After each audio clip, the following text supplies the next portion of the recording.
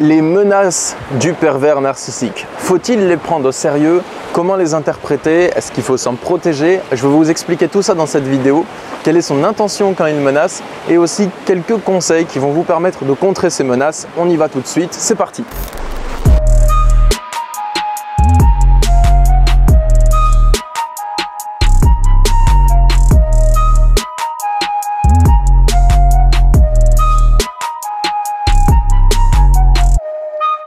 Bonjour les amis, ici Stan Carré, sophrologue, coach en développement personnel et auteur du livre Pervers narcissique, l'identifier, le fuir, se reconstruire, qui est disponible sur Amazon ou dans toutes vos librairies.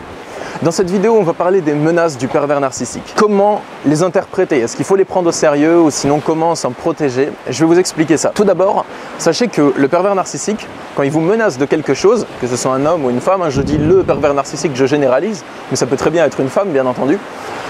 Le pervers narcissique, quand il vous menace, ce qu'il veut, ce n'est pas appliquer l'objet de sa menace. Ça ne veut pas dire qu'il ne va pas le faire.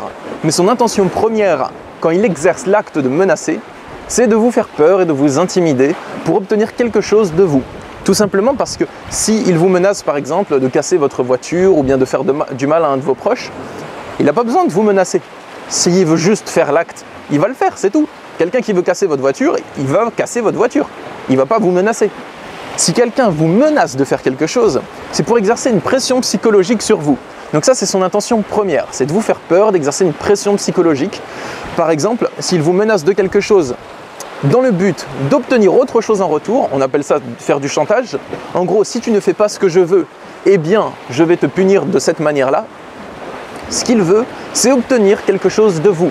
Donc, soit que vous fassiez ce qu'il veut, soit que vous ayez peur de lui et que vous viviez dans la peur parce que ça l'amuse, parce qu'il a des pulsions sadiques et qu'il prend du plaisir lorsque les autres ont peur de lui, il se sent fort, il se sent puissant et ça lui procure de la joie, enfin ça lui procure une sorte d'excitation malsaine de savoir qu'il a du pouvoir sur l'autre, de l'ascendant, qu'il peut écraser ou dominer quelqu'un. Donc s'il vous menace, en gros, c'est principalement soit pour assouvir sa pulsion sadique de domination sur votre personne, soit c'est pour obtenir quelque chose de vous en retour. Dans les deux cas, c'est pour exercer une pression. Ok, mes mots sont crus quand je parle de pulsion sadique et tout, mais je pense que ça illustre bien la réalité de la situation. Mais si vous souhaitez vous protéger de ces menaces, déjà, il faut faire la part des choses. Ce n'est pas parce que son intention, lorsqu'il vous menace, c'est juste de vous faire peur, que ça veut dire qu'il ne va pas appliquer l'objet de sa menace. Il est possible qu'il applique l'objet de sa menace, le pervers narcissique. C'est pas sûr à tous les cas, mais je ne peux pas vous dire derrière une vidéo, il ne va pas appliquer l'objet de sa menace ou il va l'appliquer à coup sûr. Je n'en sais rien. Ça dépend du pervers narcissique et de la menace qu'il va proférer. S'il menace de vous tuer, peut-être qu'il ne va pas le faire, mais quand même, il vaut mieux se protéger. Il existe deux types de menaces. Les menaces qui représentent un réel danger pour vous et les menaces qui représentent une contrariété.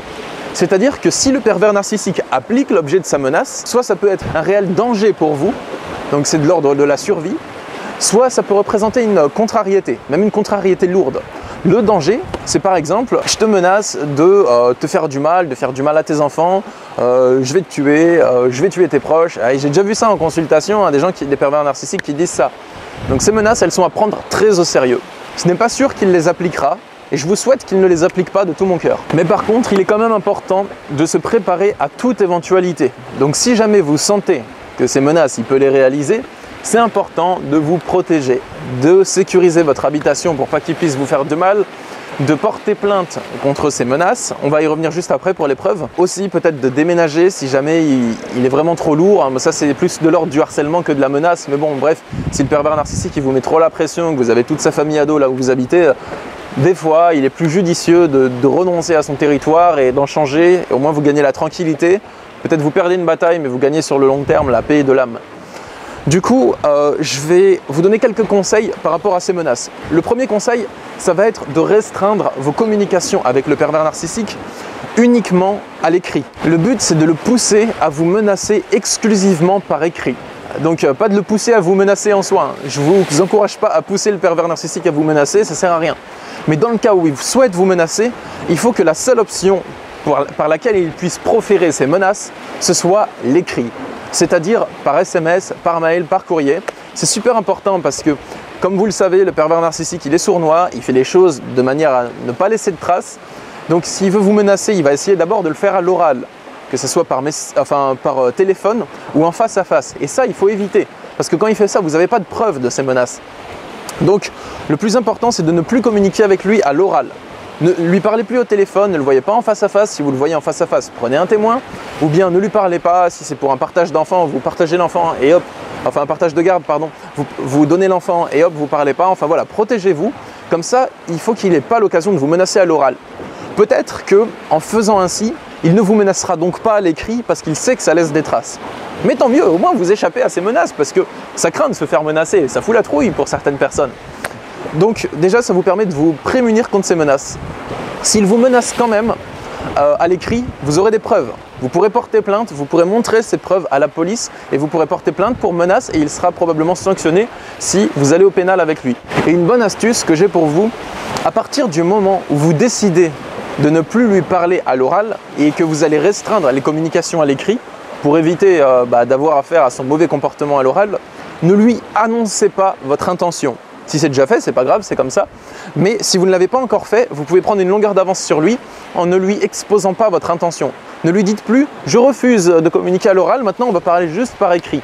Parce que là, il va sentir que vous avez un truc derrière la tête. Et donc il va essayer de surveiller son langage, de ne pas être méchant.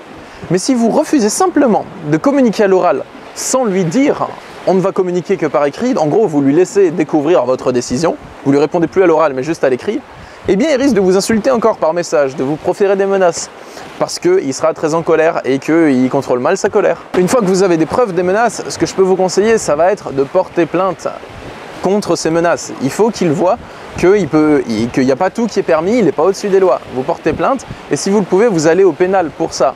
Après, je ne vous dis pas de porter plainte dans tous les cas, hein. Si c'est des petites menaces, que vous n'avez pas très peur, que c'est pas très important, enfin voilà, faites-le au feeling surtout. Mais si vous sentez qu'il y a un réel danger, n'hésitez pas à porter plainte et à vous protéger.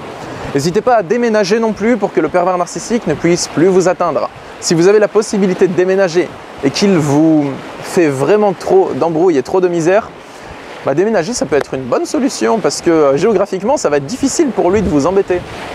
Et une dernière chose, si vous avez des preuves des menaces, demandez une interdiction d'approcher de sa part. C'est une bonne chose ça, comme ça il ne pourra plus vous embêter et franchement c'est super bien. Voilà tout pour mes conseils concernant les menaces du pervers narcissique. Protégez-vous, mettez-vous en sécurité, c'est le plus important à retenir de cette vidéo. Et quant à moi, je suis disponible pour des consultations de coaching en développement personnel pour vous aider à vous en sortir, à dépasser vos émotions de souffrance ou à avoir une stratégie dans une relation d'emprise. Vous pouvez me contacter, il y a le lien dans la description de cette vidéo pour me contacter. Je consulte par Skype, par téléphone ou sur Messenger en audio ou vidéo. Je vous souhaite une bonne journée et je vous dis à bientôt dans mes prochaines vidéos. Et puis abonnez-vous à ma chaîne si ce n'est pas fait les amis. Je vous envoie plein d'amour, plein de courage et au revoir, bonne journée.